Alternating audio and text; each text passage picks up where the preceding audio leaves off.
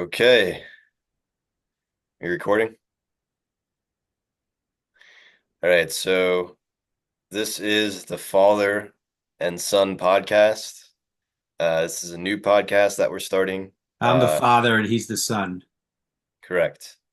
I know So, I probably uh, look younger, but just to be clear to everybody.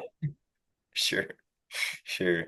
But yeah, I'm Giovanni Piergrossi, and this is my dad, Brian Piergrossi. So we're starting this podcast just because there's a lot of topics, there's a lot of things that we want to discuss that are important to discuss and are really crucial to talk about in this modern era. Um, There's a lot of problems in the world, and we have the solutions. yes, I wouldn't I would say in a more humbler fashion, I think we need to discuss the solutions. So Yes, I think that is a very there's a lot of problems in the world, and we have the discussion points. exactly, yeah. And so It wherever you may, are, it may wherever be a you're few coming from, solutions. wherever you are, wherever you're coming from listening to this podcast. Thank you for tuning in and let's get started. So, yeah, so problems with technology. So, do you want to say anything before I start or No, just that we've done some podcasts on my channel, and this is a new series we're starting, and I think we both think it's going to become pretty popular over time, and we have a good you and I have a good rapport together. We've talked together for thousands of hours for the span of your existence and about half of mine. So yeah, grateful to everybody joining us, and I think there'll be a lot of fun and humor and insight and wisdom and positive transformation in your life as you tune in with us and join the community. right? Do you have anything to say on the detriments of technology before I get started? I know we've done like two or three podcasts, I think, where we talked about some of the problems. Um, I think it's but a very interesting topic because people aren't really talking about it. So right off the bat, it's an interesting topic. Like one of the questions that I really think about pretty deeply is when you think of, let's just say the last 150 years, you know, has it potentially been a mistake? Has the last 150 years, people just assume, I grew up with this idea that the way I was conditioned to think, from everything I was being exposed to in the media, was that technology was going to be this great savior. Technology was going to end everyone's suffering. Technology, kind of like literally like technology was kind of replaced. Christians think Jesus is the savior. Kind of like technology became the new savior. So technology is going to relieve everyone's suffering. It's going to create this utopia. It's going to create this heaven on earth. And just watch all the amazing innovations of technology that take away all of our toil and suffering. And I don't think that it's worked out that way. If you think of the marker as being someone's mental health, someone's emotional health, someone's spiritual health, someone's quality of life, someone's connection with their family, someone's connection in their marriage, relationship with their children, um, the connection within a community. It seems like all of these things have actually broken down um, in the negative direction as opposed to the positive direction. So I think it's a worthwhile question that no one's asking. People don't tend to think this big. It's kind of like, oh, is the iPhone 16, is it better than the iPhone 15? It's like we only had an iPhone for like 15, 20 years, It's like, are these things really, it's almost like you're not supposed to question if the advance of technology is really advancing us emotionally, psychologically, spiritually, mentally, in a sense of community, relationally. And so I think that's the question we want to ask because somebody needs to ask it. And I don't, and like you said, like Gio in the beginning, we don't necessarily have to have an answer, but it's definitely a question, an important question, maybe the most important question with the emergence of AI, right? Maybe the most important question to be asking right now. Yeah. So I definitely agree. And I think, yeah, with the emergence of AI, it's even more pertinent of a question because, and I will say, like, there are people talking about it, but it's just people are not talking about it enough.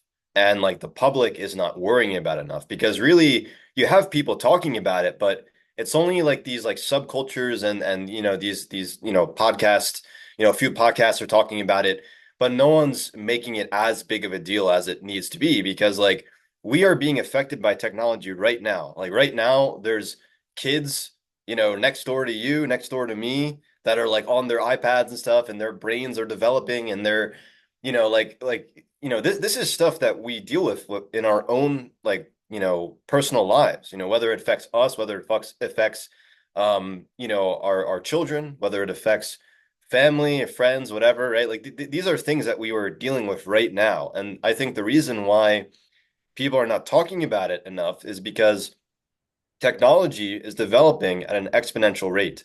And with the emergence of like the internet and stuff, around like the early 2000s and the late 90s, right?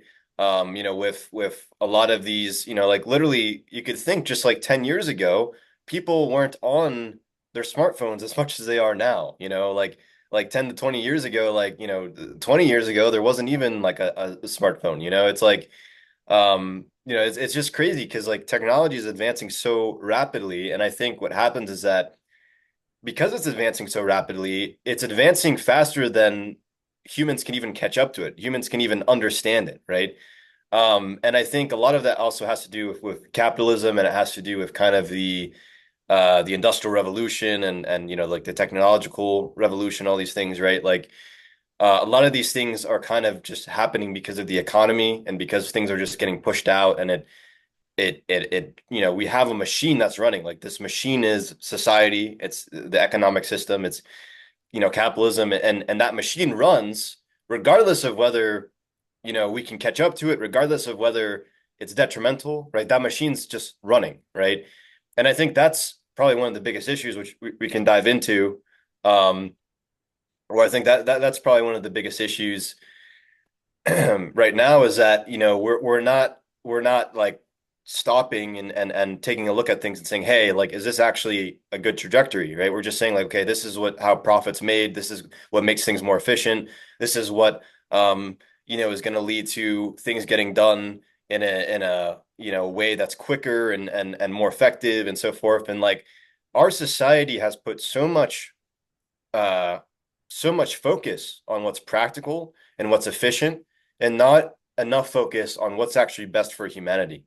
And what I'll say is that is very dangerous because it can lead to our extinction. It can lead to, mass suffering. And we're already seeing suffering with things like social media, with things like pornography, with things like um, I don't know, smartphone use, like smartphone addiction, dating apps, all these things are leading to suffering on a grand scale. And it's not to say that there isn't benefits of them. I mean, obviously, like, I wouldn't even be able to talk to my father right now if it wasn't for the fact that we have internet and that we have, ability to communicate long distance, right? So it's not to say that it's entirely bad, but it's definitely to say that there's enough bad things, and I would say in a lot of cases there's more bad things than good things, that it needs to be talked about. It needs to be there needs to be focus put on these things because especially with AI, right? AI is something that is very dangerous and even the people who have created AI are acknowledging how dangerous it is, acknowledging that there's like a 20% chance of like extinction or something like that, right? So these topics need to be talked about. And another thing I want to mention as well is you were talking about dad about like what's actually important, right? Like what are the things that are important? What are the things that are actually essential to human well-being, right? It's not spending five, 5 to 8 hours on a smartphone, It's not working in a cubicle with some, LED light, some like crappy light that's like not even close to what real sunlight is like, spending, uh, like 10 hours a day, 10 to 12 hours a day, like just typing on a computer, sitting at a cubicle, not moving, not getting sunlight, not spending time interacting with others, right? There are certain things that human beings have evolved to do that are natural to us, right? That allow for our well-being. And just as my dad was saying, like those things include socializing with other people, spending time in community, right? Being outside, spending time in nature, getting sunlight, right? Exercising, eating healthy foods that are from the ground or from, fresh produce, fresh meat, right?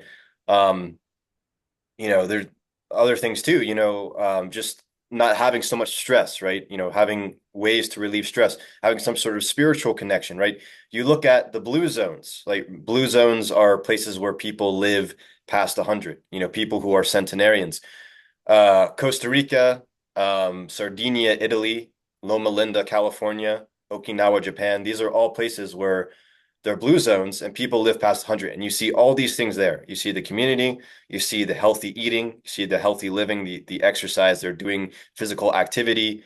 They have ways of relieving stress, um, and they have a spiritual connection. So all these places have those things. So we have the formula for how to live as human beings. We have the recipe to how we should live and what makes a great life. Because I think in the modern day, with science and with all the knowledge that we have, it's easy to understand. Like it's easy to figure out, okay, this is the recipe for how to live a very healthy life, how to live a happy life, and how to live a long life, right? But the thing is, we're not doing it. Despite knowing exactly how we're supposed to live, we're not doing it. And why are we not doing it, right? Like, why are we not having a world, sort of a utopia where we can actually, um, you know, have everyone live this way, right? Why is that not the case? And I think that technology has a lot to do with that. I think technology is one of the things that's contributing to people not spending enough time outside, people being more socially isolated.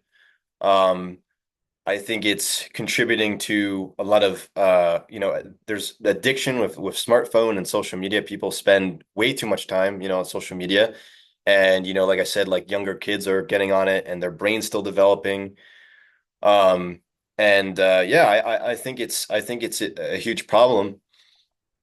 And I think that as you and me were talking about this, Dad, I don't know if you want to say anything on it, but the Amish, the Amish, I think it's a good question of like, do they have something right that we don't have? Do they, obviously, I think the average person is going to say like, oh yeah, they don't have certain elements of healthcare and like, they don't have I don't know, like vaccines or whatever, like they don't have like certain like modern technological things that may be like more necessary, but nonetheless, like they have one of the lowest rates of obesity in the entire US.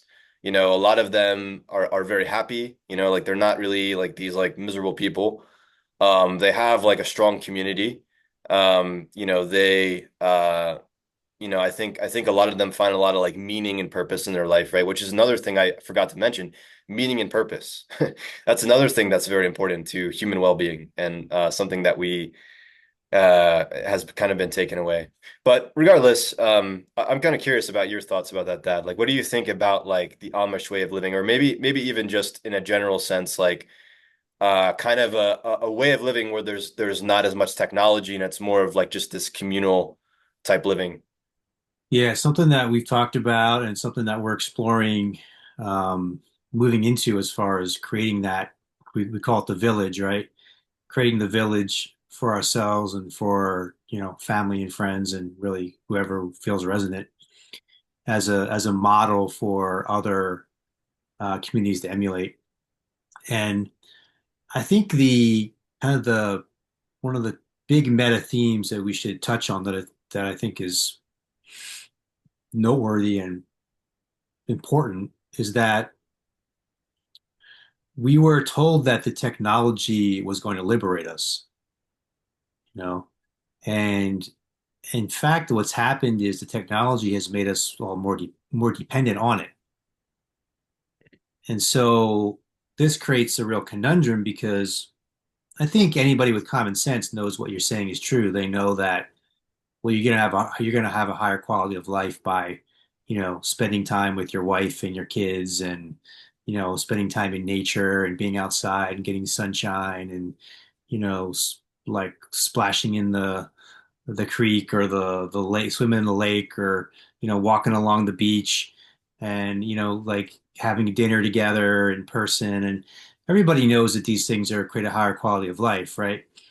But the thing now is, and I would even say I don't have a clear answer either, is how does one survive without modern technology, right?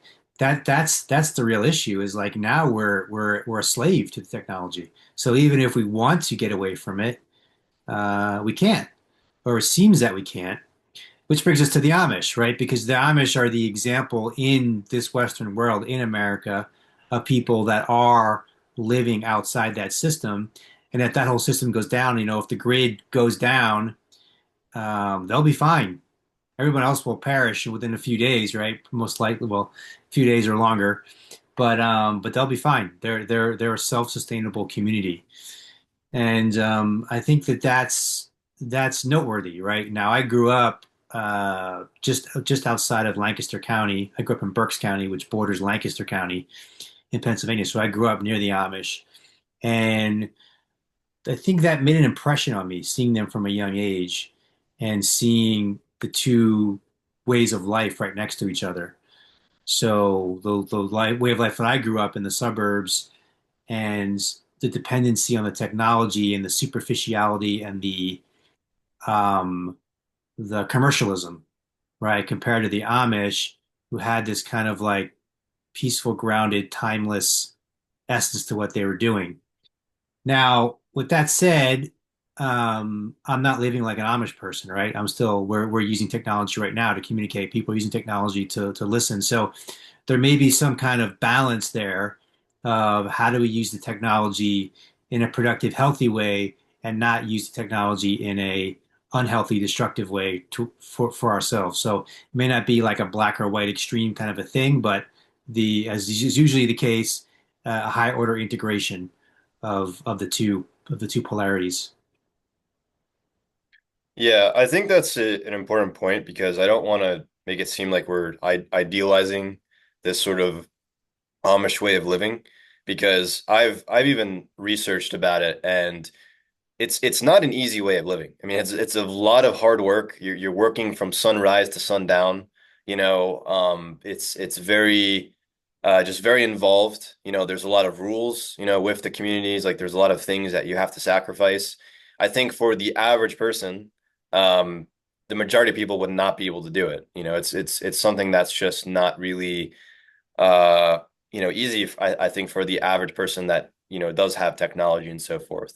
So it's definitely not as comfortable. But nonetheless, it still begs the question, even though maybe it's not something that's easy for the average person to conform to, I feel like there's still things that as you were saying, Dad, like if everything collapses, if the technology goes down, if we can't rely on the grocery store anymore, or we can't rely on um like our job, making money and being able to use that money as a currency to get things, what do we have? Like we can't, most people don't know how to farm. They don't know how to hunt. They don't know how to, like build a home and take care of that home and, be able to survive winters and so forth. Like the Amish understand all these things. And that's exactly what you're saying, Dad, is like with technology, right? We've kind of lost the knowledge that we needed to have to survive, you know? Like animals, they don't need technology to survive in the wild, like a cheetah doesn't need to have a smartphone and order DoorDash, to get a food, the next day. They just hunt their food, right? And like the Native Americans or even like our ancestors, way back in the past, like they didn't rely on grocery stores, they didn't rely on all these like modern conveniences that we have. They had a natural understanding of how things were. They woke up with the sunrise, they went to bed at the sunset. They knew where to find different hunting trails and how to they understood like, okay, the bison are heading this way. We know where we need to camp and so forth. And they knew what plants not to eat. They knew what plants were poisonous. They knew what plants were edible. So all this like really all this knowledge that like Native Americans and our ancestors and the way that tribal people lived, we don't really have that. And even when it comes to the Amish, like we don't have the knowledge of how to farm or how to do all these different things. Um, I feel like in a way there's something very fulfilling with being kind of connected to nature. And I think that's kind of something that we're missing is like a lot of people think nature is just like, oh, I'm gonna go on a hike or I'm gonna go fishing or I'm gonna go hunting or whatever. Like that's the farthest that you can get with connection to nature. But I think actually like living in nature and surviving off of nature and understanding how to survive off of nature and being like in tune with everything, like understanding, okay, the sun sets, it rises in the east, it sets in the west, so I know where I am. I could, I look at the moss and I can tell what direction I'm going, and um, I can look at the tracks of this animal and see like, okay, this is XYZ type of animal, or I know how to like build a shelter, I know how to do these different things, right? So like I think there's a deeper connection, and I don't know if that's part of what, brings the modern nihilism, because I know like the lack of religion, the lack of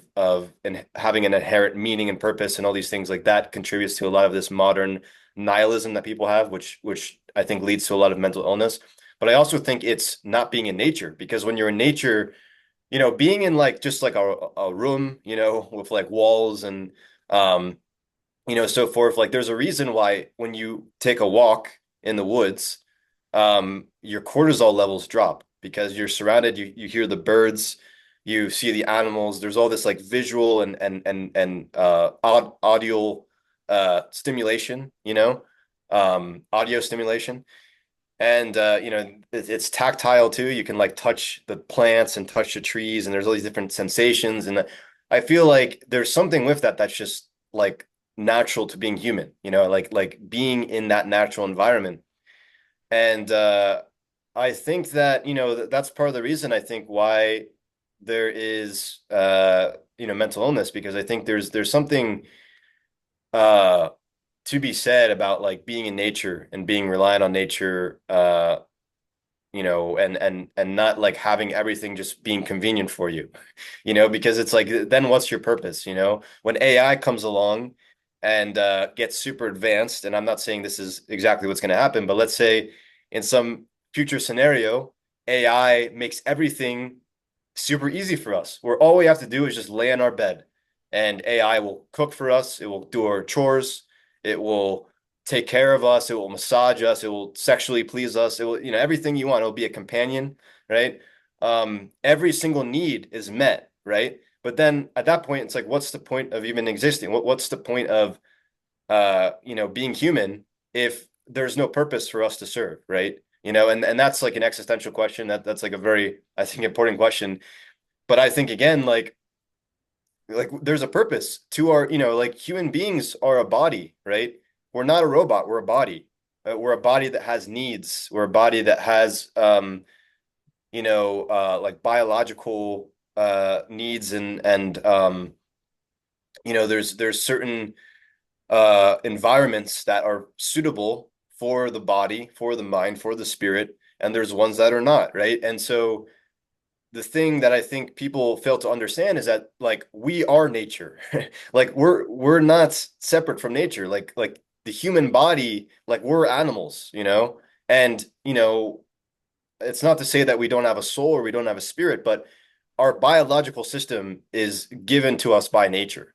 And so I think that's why people like fail to understand that like we have kind of built ourselves into a system. Like human beings, because we're very intelligent, we've man-made a system that actually separates from like, what we were made from, which is nature, because we evolved in nature and we evolved for thousands of years, you know, in these like tribal groups, hunting and doing all these things and living a certain way that's, like an evolutionary mismatch from what the way that we live in this modern era.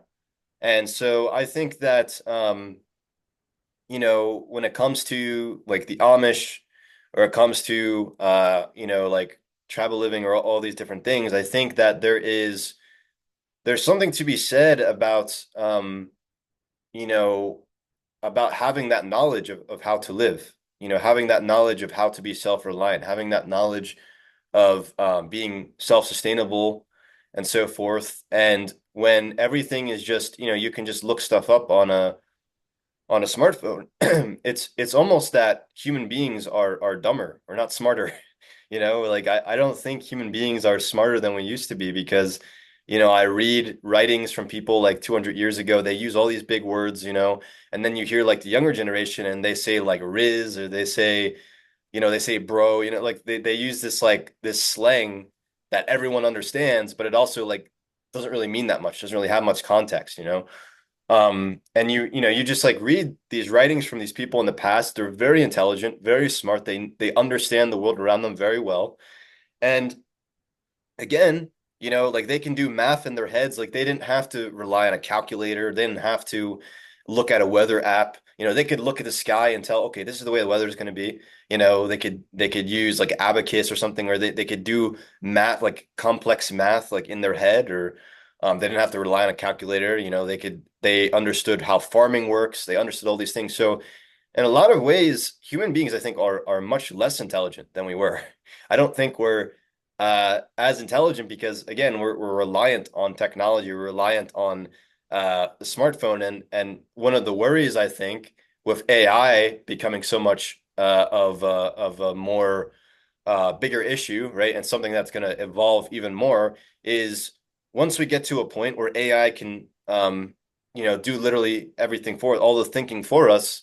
um, what do we do then? Like, what do we do when we get in an argument with our wife or our girlfriend and she's saying something and we say something back and she's like, "Oh, did you use ChatGPT to get that response?" Like where's the authenticity at that point? So I think like a lot of these things are very important to talk about. And I think that yeah, I feel like we've lost something uh, with being reliant on technology. I think we've lost the wisdom that we used to have, and we've lost that connection to nature that I think gives us meaning and purpose. That gives us, like a natural way of living that's natural to who we are as human beings. Yeah, there's two different things we're kind of mixing together. So one is like the survivalist, which is true. Like you don't know how to survive, right? And we're dependent on technology for survival. Me personally, I'm not a survivalist. I'm fine just to die if the grid goes down. Well, maybe I'll stay alive for you, but um, no, I think a lot of it's kind of fear based.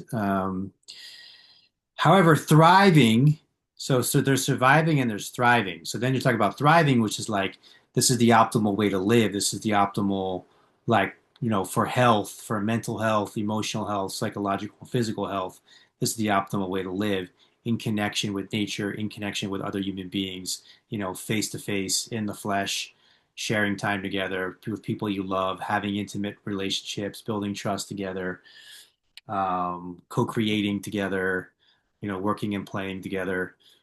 Yeah, I mean, being in community, and community is a great word because community is, you can think of community as community first off within yourself. So is your mind in community with your heart, in community with your physical body, in community with your emotions, in community with your dreams, in community with your memories and your thoughts from the past. So is where you're going in community with where you've been in community with where you're going. And then can you be in communion with another person? Can a husband be in communion with a wife? Most marriages I would dare to say are not in full communion with each other. There's a lot of challenges and difficulties. The divorce rate's very high. So can the husband and the wife be in communion together? Then can the husband and wife be in communion with the children? Create the community of the family, and then can this family be in communion with the family down the street and the family over here and the family, so then you have a larger sense of community. And when you're living that way, and I think even to take it another level, there's a communion between kind of stasis and movement.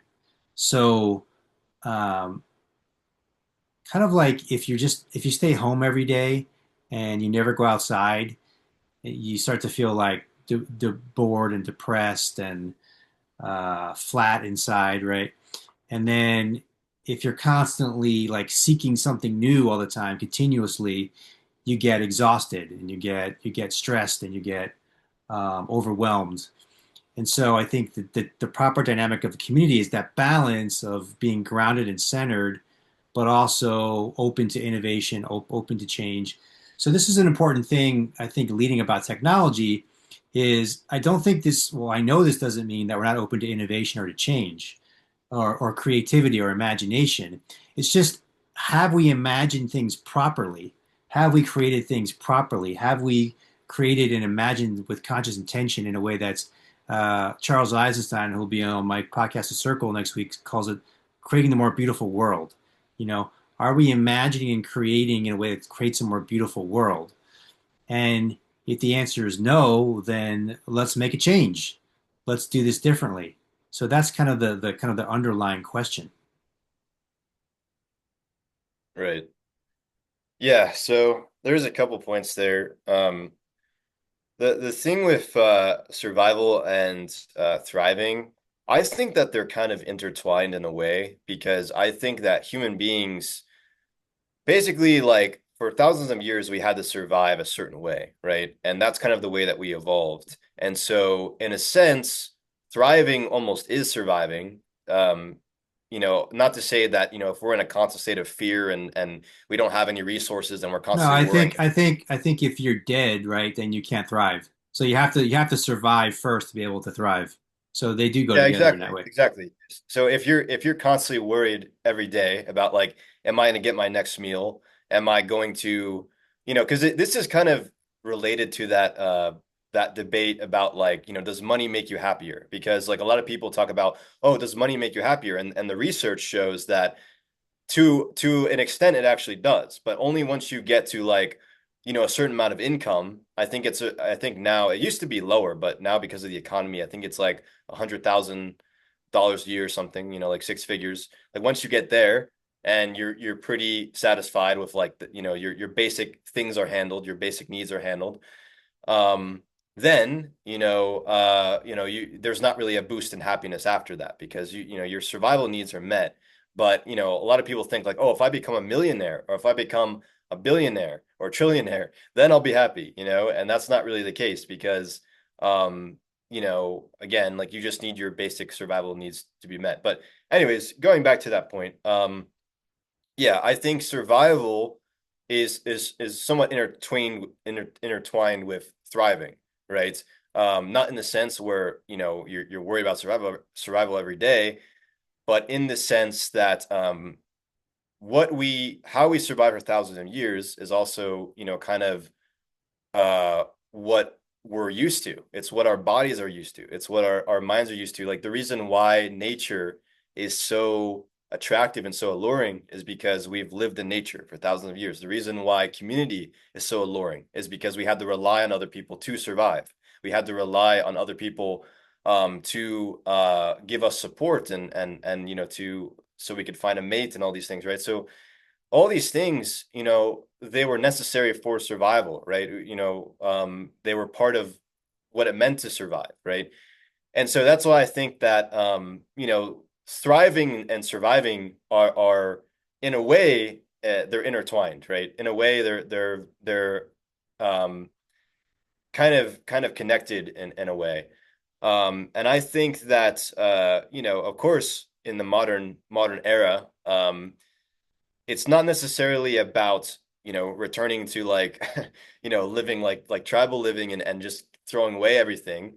But I think there is a way where there is something about being self-sustainable and not being so reliant on modern things, not being so reliant on consumerism and all these modern conveniences that we have that actually gives us more purpose, more meaning, a healthier way of living, more community, and so forth, right? Because if you think you look at the Amish, or even if you just look at like some of these blue zones, right? Like I know like Sardinia, Italy, a lot of people are farmers. Not a lot of people, they're not doing these like corporate jobs where they're in some cubicle all day, right? A lot of these people are like farmers. They live in these small villages where there's not a lot of technology, right? So I think that it's not about just pure surviving, but there is something to be said about getting rid of these modern conveniences and these things that we rely on so heavily in the modern day, because that actually will, as you were saying, Dad, like um, there is a level, like there's kind of a continuum, and on one side there's like burnout, right, which a lot of people experience in the modern day because of like the capitalist system that we live in. But also there's like this kind of like stasis or just like doing nothing, like just sitting in a room and doing nothing. Neither of those are enjoyable. One is highly stressful, and can lead to health issues and can cause mental anxiety and all these different things, right? But another one leads to depression. It leads to just feeling like your life has no meaning, and it's there's a lot of nihilism, right?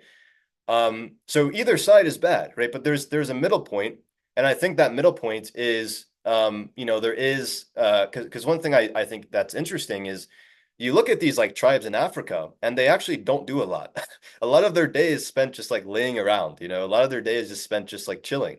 And it's kind of interesting because you would think that a lot of these like tribal groups, like they're constantly having to work and find look for food constantly and all these things. But a lot of these tribal groups actually they spend a lot of the day just like sitting around a fire and like talking, right? And just spending time with each other. And so I think that that middle point, there is a way to live in that middle point, and I think that is what it means to thrive. But I also think that that can be found by eliminating a lot of these modern conveniences, and eliminating a lot of these things that we're reliant on, but also not completely going into a place where we're constantly worried about our survival. We're constantly worried about things as well, right?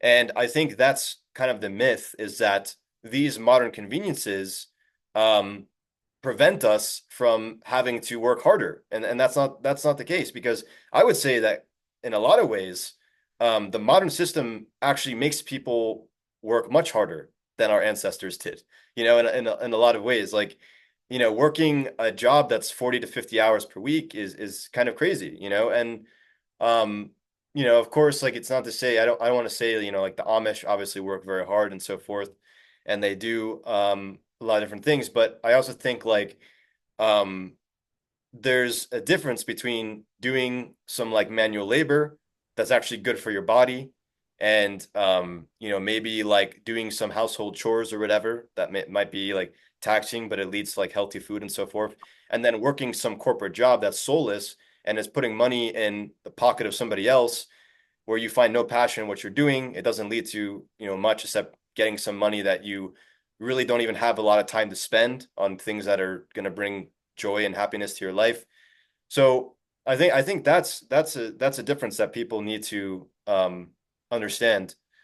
Um, so yeah, so I think there is a way. I think there is a way to thrive, uh, and that way is removing a lot of these modern conveniences and so forth. But the last thing I want to mention is about community, because I think that's really important. And I feel like technology is really destroying community.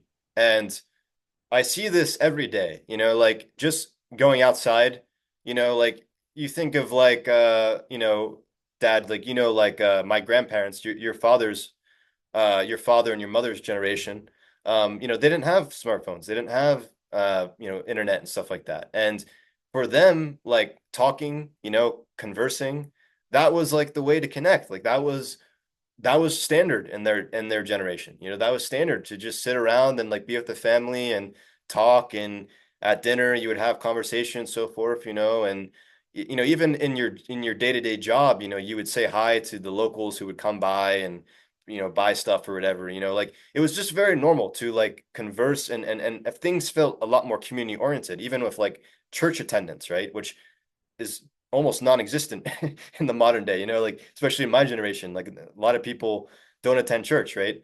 Not to say that there isn't somewhat of a resurgence in that, but um, in my grandparents' generation, right, that was completely normal to go to church every Sunday, to have church friends, to have friends that you would talk with, and to have dinner with your family, and you'd sit around, with your family and have a discussion about the day, and you would have family time and all these different things, right?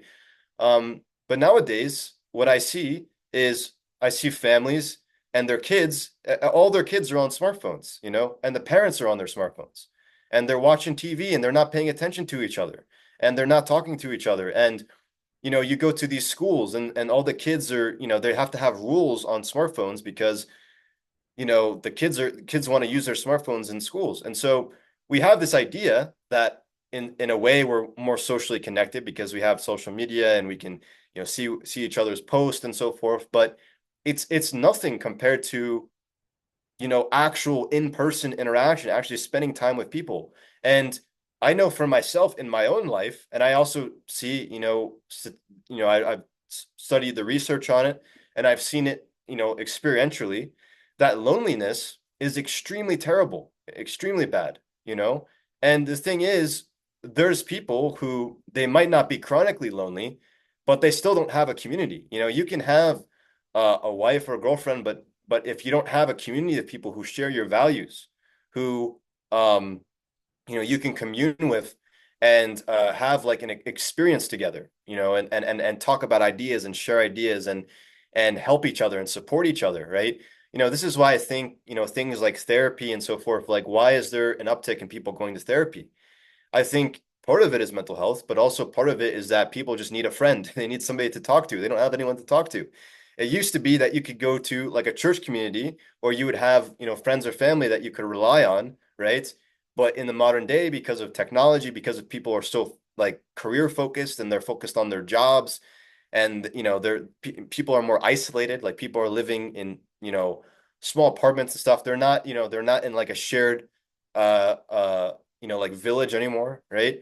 All this stuff is contributing to a lot of deterioration in mental and physical health, because it physically affects you too. Like statistically, you will have a higher chance of getting sick if you're not in a community, if you're not spending time with people. You have a higher chance of getting illness, right?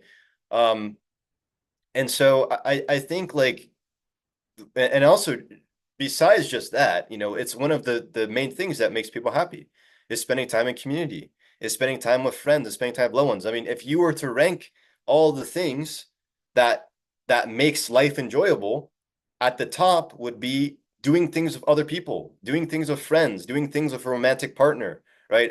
Sexual experiences, right? Which people aren't even doing anymore. They're watching porn, right? So all these things that involve spending time with other people are so many people are not doing now. And I think it's so sad to see, because you see how it's affecting the younger generation. You see how it's affecting society as a whole. There's a rise in chronic loneliness uh among younger men, right? Um, but even in general, like there's just this kind of like you can feel it in the air. You can feel it, like there's just this disconnect that people have. Like there's this isolation that's just like it's you could feel it. It's tangible in the air when you go to, like a bigger city, like. And that's another thing I've noticed too. Like you go to these rural areas where you think that there's less people, you think that there's people aren't as connected, but these rural areas, they're very connected, because they don't have, like, they're not as reliant on technology, and they have cultural values that enforce community, that involve like church, and spending time with your neighbors and so forth. But then you go to these big cities, and no one talks to each other. Everyone's on their phones. Everyone's, on their whatever device, right? Um, so that's the thing. I think that's a really important subject, because uh, what is the purpose of social media? What is the purpose of, talking to somebody on the phone, uh, all these different things that technology was supposed to help us with connecting us, but it's not actually connecting us. Like, what's the point if it takes us away from community instead of bringing us to community, right? So I think that's something that really needs to be talked about. I'd like to hear your thoughts on that, Dad.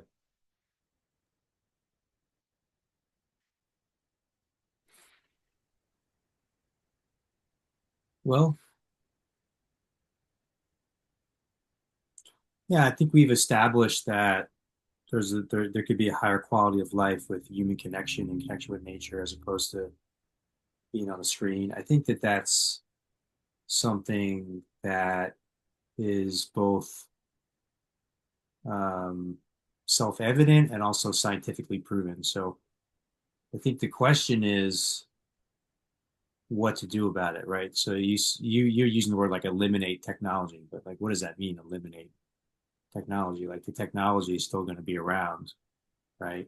So I think maybe start to look for us to start to look at and prescribe a personal protocol, the or at least explore a personal protocol that people can live that would be more in alignment, more healthy, um, in every way. Like I said, healthy, not just physically, but emotionally, spiritually, mentally. And this is where Jonathan Haidt has he speaks to this challenge of, well, he and others, myself included, if I just get off the technology and everyone else is still like staring at the screen, then I'm just all alone, you know? So it does seem like it needs to be some kind of collective movement or some kind of community movement, right? So one of the things I'm excited about in that direction is, and I know you're going to be present for this and leading a meditation, is we're going to do a 3 day Big Low digital detox and breathwork retreat in Black Mountain, North Carolina, September 5th to September 7th. So that's an opportunity, instead of just being online, talking about how it's good to be offline, to actually be offline for 3 days in a community. So we're actually going to have it's like being in a village for that amount of time, right? So you're starting to create the building blocks for these new prototype communities, right? So I think that kind of a thing is a step in the right direction of having people come together. And I know I've seen like at least one Instagram page that's about like people in I believe it was Amsterdam coming together screen free, so they come to it's like this is like hundreds of people coming together, drawing, reading, talking to each other, creating these like screen free spaces, right? I've done a couple things personally. I've just did a 5 day completely screen free and silent personal retreat at Abbey of Gethsemane Monastery in Kentucky, which was a really powerful experience for me. I'm still integrating, and we can talk more about that. I've done some personal, I think it was 3 day, two and a half, 3 days, basically the weekend. I've had multiple weekends where I've been completely screen free and really found it very beneficial, valuable, enjoyed it. I don't myself, I really have felt very little feeling of like, oh, I missed the screen so much. I wish I could be on it. I think, oh, this is better. This is great. I don't really want to be back on it. But again, I live in a world where I need to be on it um, to survive, you know. Um, Now that's a question. I could try to go off for like a month, see what happens. But in my case, like, see the beautiful thing about where the online, and this is kind of an interesting point we're at socially and culturally. If you can work online, which I mostly work online, it actually liberates you to live in nature. So I live on a beautiful 6 acre property in Southwest Virginia. We host events here and retreats, and then during the week I'm working online. I'm communicating with people online, communicating with you online, communicating with other people that are close to me online, or by the phone. And it's just interesting how it's reconnected us to certain components of this, but then we're more dependent on it as well. So laying that out, I'll just lay out a couple other things, and then you can go where you want to go. So the other thing I think is interesting is like, what is the deeper kind of like why are we here? What's the purpose of being alive? What's the purpose of being a human being, right? So technology is designed to sort of make our life more easy and comfortable. And you were mentioning about how people don't have to work as much, or they thought they wouldn't have to work as much, but maybe they do have to work as much. But I don't think, and this goes back to this other topic that's out there now of what's the thing called where like they're going to give you money each month and you don't have to do anything. Oh, um, what is that called? Universal basic income? Yeah, universal basic income. So it goes back to that question of like, is the purpose really just to become more comfortable? I don't think so. I think there's nothing wrong with having a life that has challenges, that's difficult. I think that's what we're designed for. That's what makes us strong. That's what makes us resilient. That's what makes our mind sharp. That's what makes us focused. That's what makes us more, that's what fosters the evolution of our consciousness and awakens us and brings us closer into communion with God is facing the challenges that are in front of us to grow and evolve to awaken in our consciousness. So I think that's part of the mistake. If that's even the real reason, I'm not even sure that's the real reason why there's been this push of technology, but the reason that's been pushed to the masses, to the plebeians, is that word plebeians? No, Yeah, plebeians. Yeah, it's like plebeians. yeah, I was talking to this guy today, and he's like, "You're so erudite. You use fancy words." So anyway, um, I don't think that if that is the reason, I don't think that's a good reason. Just to, oh, let's get more comfortable. Comfortable is like getting closer to death. You want to be alive. You want to be vital. You want to be engaged. You want to be curious. You want to be interested. You want to be inspired. You want to be passionate. You want to be comfortable. It's not about being comfortable. So and it's not about easy. Easy and comfortable is not what it's really about. So that's the second thing. And then the last thing, this is something for you personally, because you bring up capitalism a lot. Of mhm. capitalism, you seem to suggest capitalism is the problem, or capitalism is a problem that's creating this. So I don't necessarily agree with that. So I wanted to just open up that thread as well. Yeah. I know you have a disagreement there, but first let me talk about the first. Well, I think second thing. I'm not sure, but the point about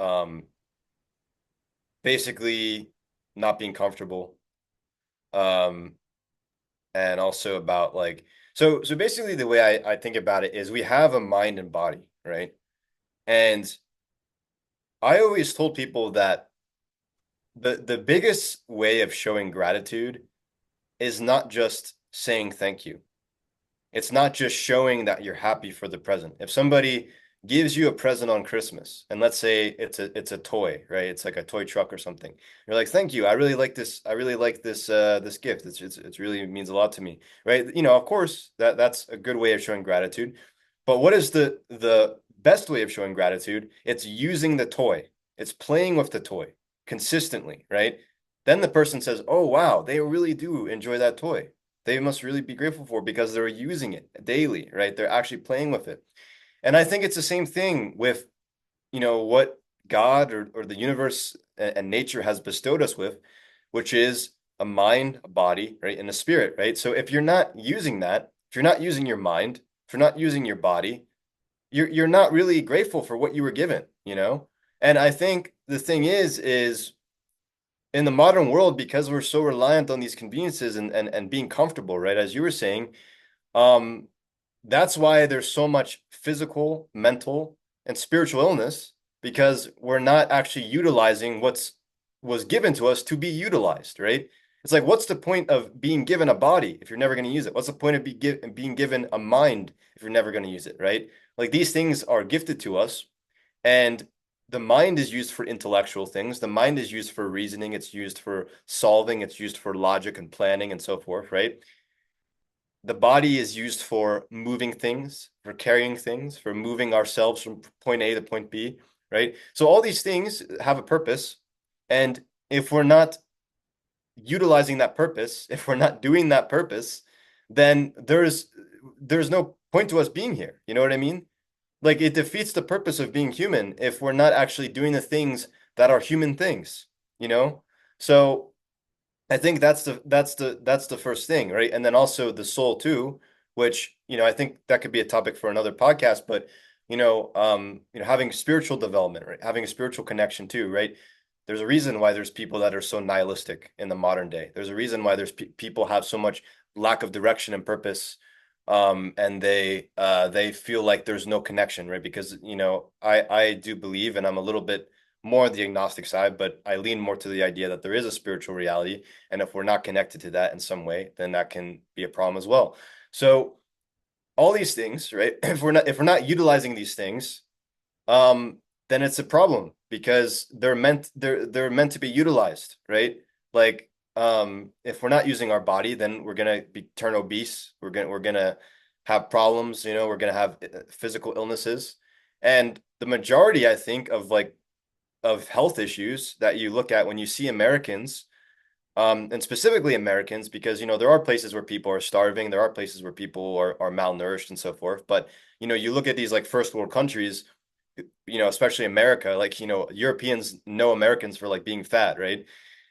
The main reason there's so many people that are obese and they have all these like different health issues is because they don't move their bodies, and in the same way, like the reason why a lot of people have mental illness and they have depression and so forth is because they're not using their minds, right? And the mind and body are connected. So if you're not doing stuff with the body, then you also will have stuff in the mind. If you're not, if your mind isn't healthy, then it also affects the body, right? So if you're not, if you're not socializing, if you're not using your brain productively, if you're just spending all the time on your phone, all that stuff is going to cause mental illness. It's going to cause anxiety. It's going to cause depression. It's going to cause, stress and so forth, right? So I think that's the first thing, is understanding that your body, your mind, your spirit, that they're here for a reason and they're here to be utilized. And if technology is preventing you from utilizing those things, then that's a problem.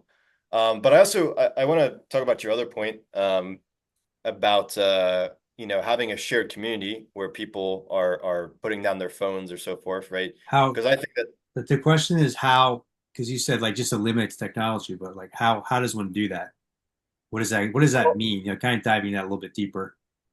I think the first thing is the average person, and especially for those of you who are listening to this, um, the first step is not to completely eliminate technology. You're not, first of all, society is likely not going to eliminate technology. So even if we wanted to eliminate technology, the only way I really see that happening is if it collapsed on itself, and if things just got so bad to the point where things just stopped functioning, which would be kind of a terrible way for things to happen, but it is a possibility.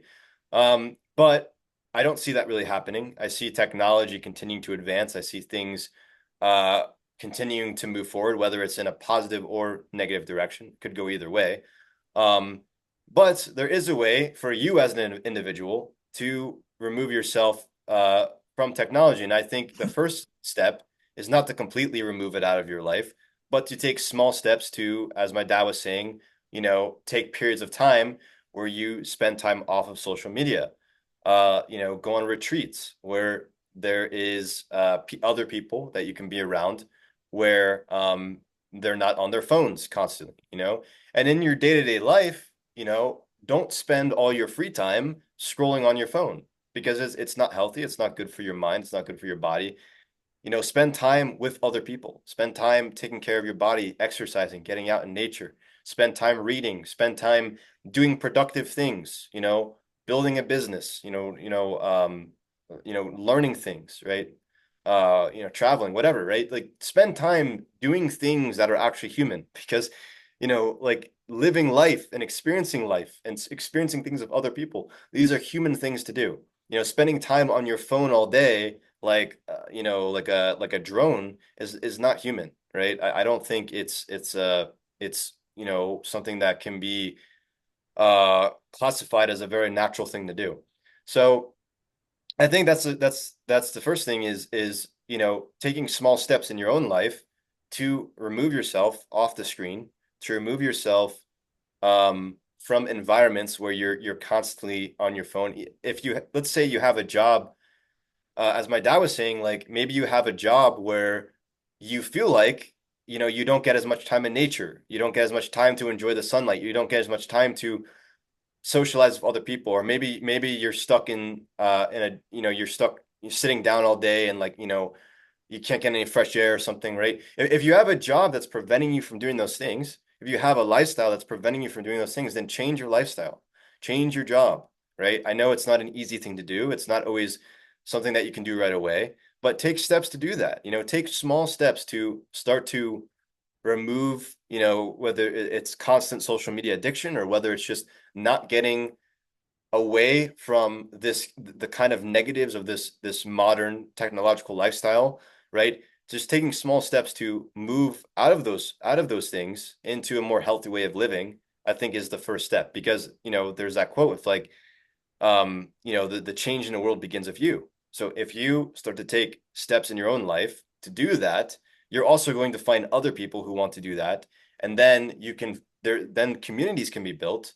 And as my dad was saying, there can be a movement, right? Because we're already seeing movements. We're already seeing movements of people wanting to get away in a collective form from, constant screen use, Well, from Gio, this. I think that's the key question because if you're living in an apartment by yourself in the city and you just like, okay, I'm putting my phone away, you're just gonna be alone. Which I'm not saying there's anything wrong with being alone, but it's not the full vision, right? So I think there's got to be like some kind of screen-free places or screen-free communities. That's the next step, But let right? me say this though before you go on that. Just putting your phone down is actually pretty huge, though. Like I do want to acknowledge because first of all, a lot of people, the average person is very heavily addicted to social media, you know, um, and video games and pornography and all those things as well too. Um, but the average person is very addicted to technology. And so I think even just being able to put your phone down and just being able to take a week for yourself, I think that's a big step. And then the second part to that is if you do that and you follow through with that, you will actually begin to see the opportunities where there's other people who do that as well. Like if you are spend all your time on TikTok or YouTube Shorts or Instagram Shorts or watching pornography all day, right? Like you're never going to actually like be able to think and like rationally like understand what's going on, like you're if you're constantly distracted, you're never even going to be able to plan in the first place to even go to a place where there's no technology. So that's why I think like that is very important because first of all, it's breaking that personal addiction, right? That's crucial. But then it's also recognizing that you know, you can actually get a chance to be with your own thoughts, to be with your own, to be with the world around you, right? Like to not just be constantly distracted. Because I know you said, Dad, when you went on that retreat, which I think you could probably share a little bit about, but when you went on that retreat with the monks, in Tennessee, Kentucky. I know that, yeah, or sorry, Kentucky. I know that was like really powerful for you. And so I think that there's something to be said about just putting personally, like just putting down your phone because you're actually forced to like be alone and to actually be of your thoughts and to be of certain things. And again, I just want to say that I think that's a very big step. And of course, the community and having that shared community of other people who do that as well is the next step to that. But again, like even just doing that on a personal level is a huge step. So that's all I wanted to say on Well, that why don't you point. give people some suggestions on what to replace that with? So instead of just Well, like, don't do this as bad, like what should they do? What can they or what would be valuable to do instead? To use that time more optimally. yeah, I think I already made some suggestions, but again, just like reading, going out in nature, spending time with other people. I think that's really important because a lot of people don't do that enough. A lot of people are not spending time with others. There's a lot of loneliness, and I think again that's amplified by But this goes technology. back to my point of like it needs to be at some point, I understand like the first step is take responsibility, put down your phone, but pretty quickly it needs to be a community intention. It can't just be you by yourself. So Right. But this I goes think, back. but let me just say this. I think even with that though, even with that, there is ways, like even making the initiative to spend time with your friends, I think is a good step because, Your friends are on the phone.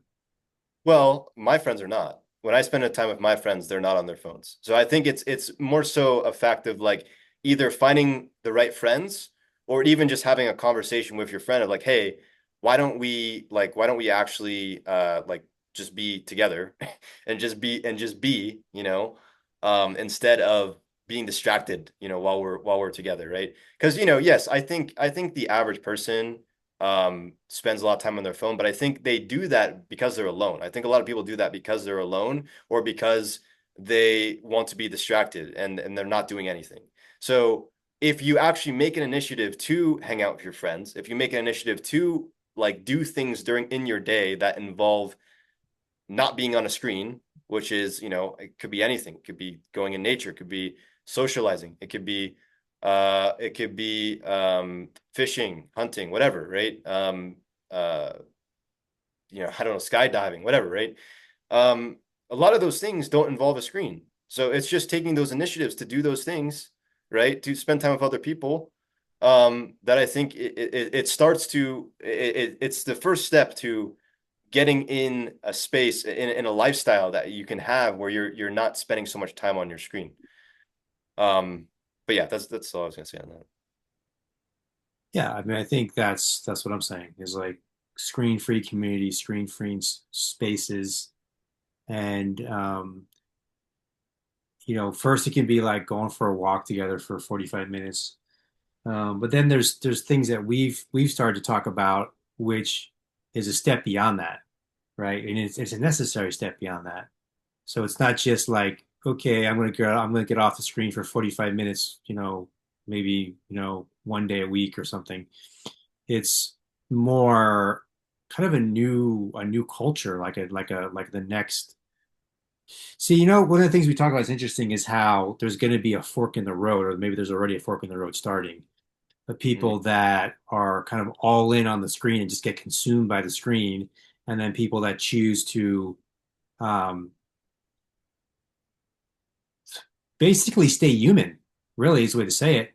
Basically, it's like, are you going to go Transhumanism. transhumanism or human, Yeah. right? And there's got to have to be a conscientious choice to be human. And you said something about being agnostic, which I never heard you said that before, but for me, like there's an understanding that God created the body, and so this body is like capable of miracles beyond miracles, and we're not activating it, we're not actualizing it, we're not optimizing it, and so God can work as a we can be the vessel for God to work miracles through us to bring more love into this world, peace, serenity, freedom, creativity, just imagination. Be the vessel for God's creation in this world, and so the body is the channel for that. This body is the vehicle for that because God made this body, made this channel. So that's the way that I see it. And then technology can be a secondary supplement to that as long as it doesn't inhibit, our consciousness, our body, our creativity, our imagination, which, as you said earlier, I think is a great point. It's a very interesting point because I've seen this too, where I've like looked, you kind of list like you'll watch a documentary or something, and you'll listen to like the letters people would write each other, in the 1900s, and it's like, wow, these are like incredibly the command of the English language, the ability to communicate, the time taken to write these letters, as opposed to like we get now with text messages. It does seem that It's from like that what do you do with an abbreviation? They from can't even write that out from that the perspective, word. it does seem like we're becoming dumber. It does seem that way. And so, anyway, the point is like to to to have the faith and trust and the um, the the attention and the care to the creations that God gave us to fully actualize it and step into our fullest potential, as opposed to basically losing not even where we're at, but like becoming more degenerate, more dumb, uh, more losing our intelligence, losing our strength, physical strength. All these things degenerate when you give them over or give them over to technology solely and completely. So it feels like we're kind of at this like split that's going to happen, and you're gonna have to kind of choose which world you want to be in. Yeah. Yeah, I think that's important because, like I was saying earlier, like I don't see technology going away. Like I don't think anyone does. I think it's going to get more advanced, and society, whatever you want to consider to be society, the mainstream, is going to continue to use it. And AI is going to get more advanced, and AI, there's multiple possible ways AI can go, but it's going to replace a lot of jobs, probably in the next 5 to 10 years, honestly. Most of the times that people predict these things happening, it usually happens quicker than that because that's just the way technology advances, right? But when you have an AI that's, an AI bot that's doing all your chores, and you have an AI that decides things for you, and you have an AI companion, I mean, like at that point, you really have to consider, like, are you going to stay in this world or are you going to leave it? Because it's like at a certain point, like now I think smartphones is not as maybe not as big of a question. Social media is not like this thing that completely alters your life, but at a certain point it will be like that. At a certain point technology will be completely life altering, and it will be like, do you want to be in this world where you're in some virtual matrix, or you're in some completely technological cyborg world, or do you want to be in reality with other human beings and live like a human and do human things, so I think it's a really important question, because I think it's right now we're just talking about it, but at a certain point I think it will be like a legitimate, like, do you want to stay or do you want to go? Like, it's not going to be something to just talk about anymore. And I think that's also important to understand too, because a lot of people think that things are just going to get better, and things are just going to, I mean, I guess better is a subjective term, but um, they think things are just going to, like, with technology, like things are not going to change. Like social media is maybe going to go away, and because you do have some countries where they're putting regulations on it. But maybe people are going to be less addictive. Maybe people are going to be less addicted to social media. Maybe people are going to spend less time on things, or maybe AI is they're going to put a limit on the stuff, right? But the way I see things happening is that's not happening. There's not any regulations. In fact, with AI, there's so many regulations that should be on AI, but they're not putting any, right? And again, if you want me, I could, going back to the capitalist thing, I think a lot of that has to do with maximizing capital and not focusing on, what actually is important for humans, what actually matters to us. Um, but yeah, I think that's something that people need to realize, is that I don't see uh, a utopic future. Like, of course it's possible. There's a small percentage, but really what I see is technology just getting more and more, uh, replacing things more and more, getting more and more involved in our lives. And you have to make the decision. Are you going to be with communities who are not part of this technological sort of matrix world, or are you going to be in that world? It's kind of like in the matrix. You take the red pill or the blue pill. The blue pill is you stay in this world, and everything's perfect, but it's not actually perfect. It's like a fake illusion.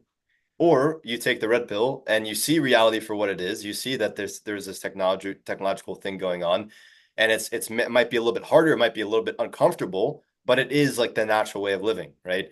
So I think that's kind of where we're at right now, is that is a really important question. And it's not just an important question, but it's also like, there's people that are doing it. There's people that are forming communities that are like outside of technology and so forth. And there's movements being made for this happening. So this is a thing that we're living. It's not just a thing, that we're talking about. Like, this is in the process of happening right now.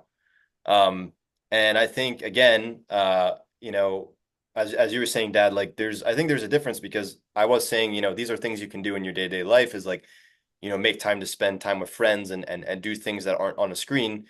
But I think there's also like intentionality with creating communities that actually are, whether it's anti-screen use or whether it's, just uh, maybe anti-technology to a degree, right? Like I think there They're should they're be they're intentional, pro human, pro nature, pro yeah, God, pro pro-human, family. pro-nature, pro-God, pro-family, Yeah. uh, pro-non-degenerate.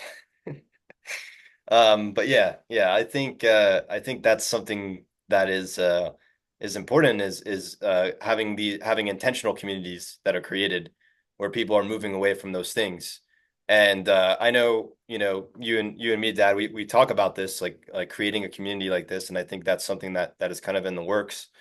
Um, but yeah, I think that is something that people are going to have to really, really ponder about and decide in these next couple years, the next 10 to 20 years. Like, you know, um, do you want to completely immerse yourself in this technological world, or do you want to move away from it, And I'm not saying completely cut yourself off of technology, maybe like the Amish, but do it in a smart way, in a way that is eliminating the bad aspects, because I think we can all agree that social media has a lot of negatives, and I think in a lot of ways it's more negative than positive. I've talked to smart people and they agree, um, and and I think that's the case with a lot of other things, pornography, uh, maybe video games to an extent, entertainment media, just a lot of these things. There's not really the good doesn't really outweigh the bad.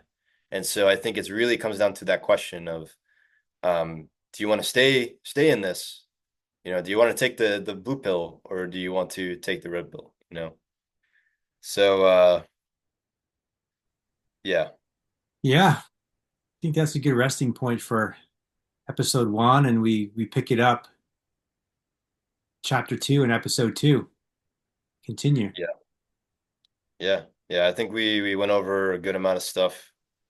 Um and yeah, yeah, there's hopefully there's a lot that you know those of you who are listening can take from this podcast. But like I said, first couple steps, just try to lessen your time on social media. I know it's not easy, but try to find things that you can replace, your screen use with. Spending time with other people, I think, is the best thing that you can do. And make sure that those other people also aren't on their phones, which, I don't even know how you can talk to people if they're on their phone. But yeah, I mean, spending time with other people in person, and just getting in nature, doing things doing activities, getting experiences that are in the world and not in some virtual matrix, right? I think that's the first step moving forward. And then, the intentional communities and all that stuff, that comes after that. But if you can just do those first steps as an individual, I think that's a really great place to start. Yeah, and the foundation for me is to foster your spiritual connection. If you do that, all these other components will follow much more naturally, if you make that a priority. And I think like spiritual connection, a lot of that is really just it's just being with yourself, because I think when you can be with yourself, you can be in communion with God. And I think a lot of people, they're not in they're not spending time like with themselves, like to me, prayer and meditation, those things, like it involves spending time in yourself. Like you can't, you're not going to call God on the phone, like God's not going to answer on the phone, like you know what I mean, like you have to like prayer and meditation, and even like mindfulness walks or whatever, like whatever your way of being having a spiritual connection, it involves like being with yourself. And when you can be with yourself, then God also appears as well. Um, God is found in nature. He's not found, on a computer screen. So I think that's like an important thing to understand, that that spiritual connection, yeah, it is very valuable, and it is about connecting with yourself and who you are, and connecting with God outside of this virtual matrix world.